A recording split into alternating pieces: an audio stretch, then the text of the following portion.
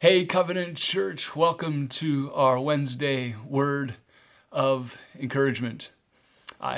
We live in a day of coronavirus, right? We've been talking a lot about that, and quite frankly, the reason that we have these Wednesday word of encouragements is because sometimes it gets heavy living in these days. And in these days, there's talk of a word that maybe we didn't use a lot in our vocabulary prior to this, but have used it a whole lot more, and that is the word immunity.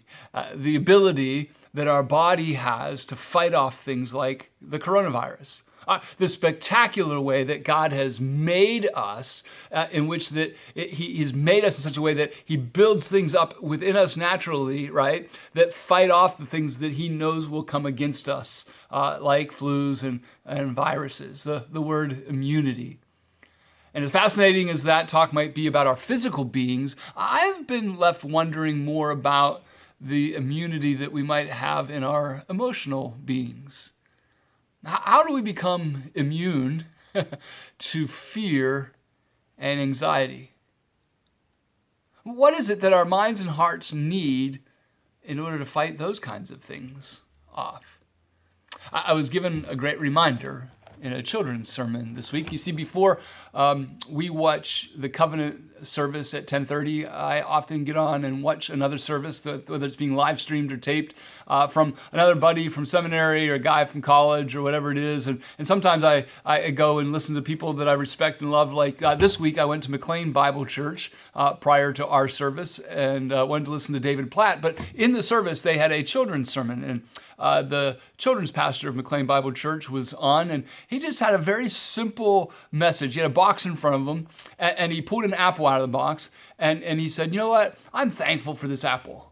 And he took a bite of it and says, "I'm thankful that God has given me things like this apple to give my body sustenance, that gives me food to eat. And in the apple are seeds that grow more trees, that grow more apples. And how creative God is in doing that. I'm thankful for the apple." And he continued to pull things out. "I'm thankful to God for this. I'm thankful to God for that." He pulled out a picture of his mom. Said, "This is Mother's Day, right? I'm thankful for my mom. I'm thankful to God that He's given me such a godly mom." He pulled out the Bible and he said, "I'm thankful to God for His word." So many things. And it was a simple message of just being thankful to God. And it clicked in me that maybe that's it.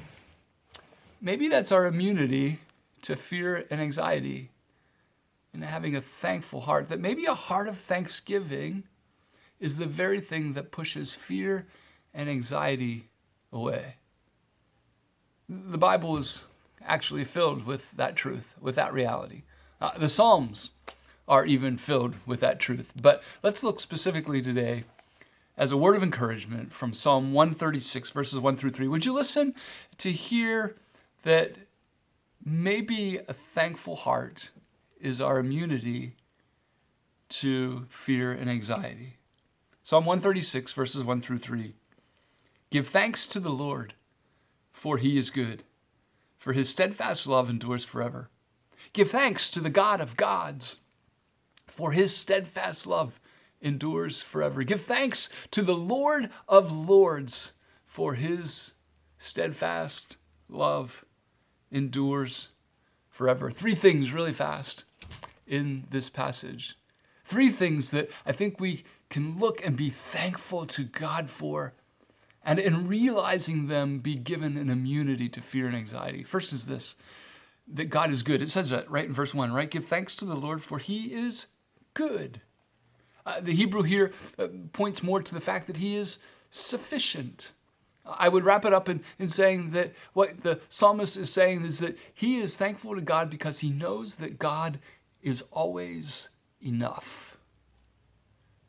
Thankful to God. Give thanks to the God, for He is good. He is enough. Secondly, God is powerful. Be thankful to God that He is God of gods.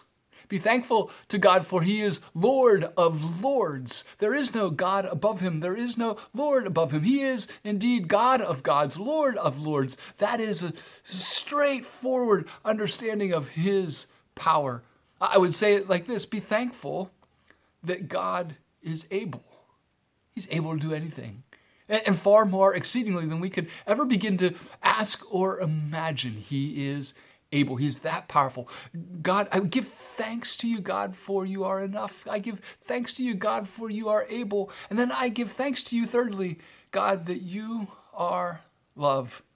It's a repeated phrase in these three verses, and quite frankly, you'll see in Psalm 136, it's repeated in every verse, that his steadfast love endures forever. It's not just that God is love, but that he is in eternal love. He is a consistent, steady, steadfast, always there, and always will be there love. His steadfast love endures what? Forever. That God is that kind of love. Be thankful.